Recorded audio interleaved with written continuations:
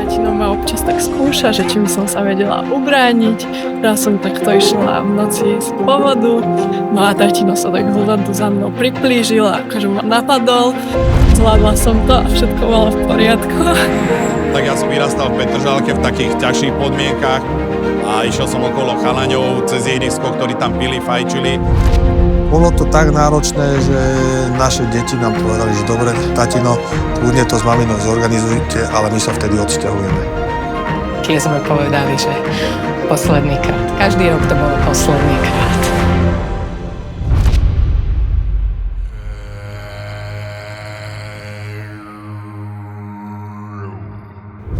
Keď môj brat začal mať nejaké problémy so šikanou, tak ho mama odviedla na judo.